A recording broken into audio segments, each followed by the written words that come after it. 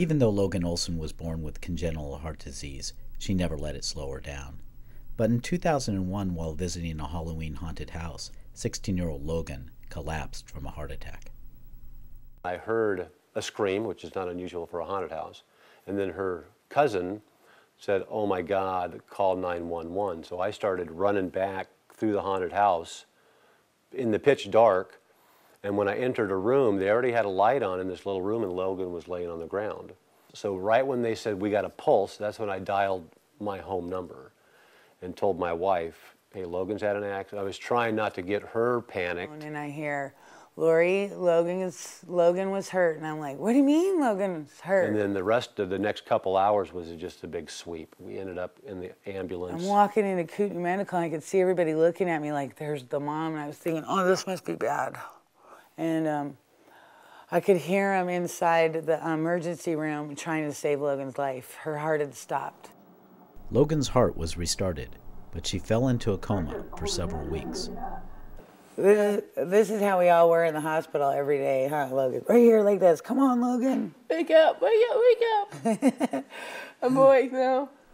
The coma left Logan with a brain injury, and for the next 7 months, she had to relearn everything, from chewing and talking to sitting up and eventually walking again. There we go. That's good, Logan. Wow. Good work. Well, we were sitting at home. I'm trying to find something to do. Yeah, now we're at home every day. Life's different. You know, she's not living the same pace as her old friends. Before. Mm-hmm. So we were thinking, oh, maybe we could kind of start a magazine. We could develop like what a cover would look like.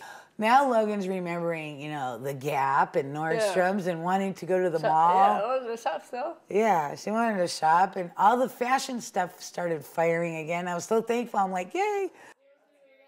With that, the idea of a fashion magazine for young people with disabilities was born. Logan and Lori soon turned to Jean Klunt of the graphic design firm of Klunt and Hosmer for help.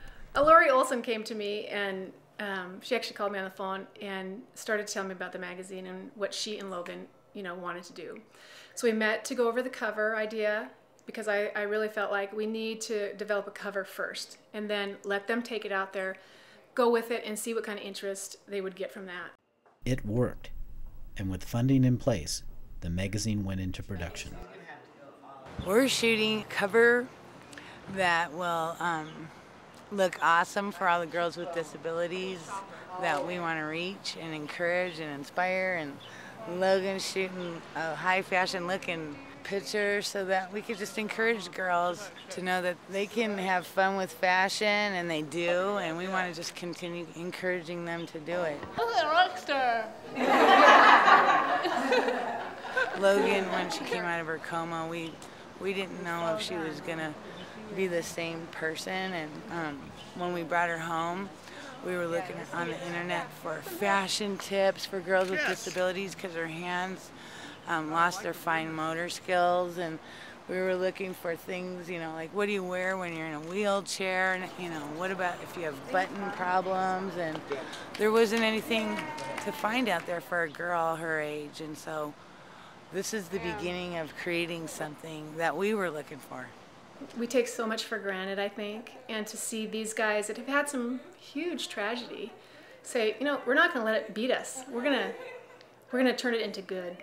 To see that dream sitting in front of Logan on the table that day. Oh my God. Look, it's beautiful. It's finally on the glass. So take a look. That's it? Is that it? That's it? When you continue it, oh, that's it? All to the other side? Wow, hi Jenny. Oh, hi me. Wow, wow, geez, wow. Isn't that exquisite, Logan?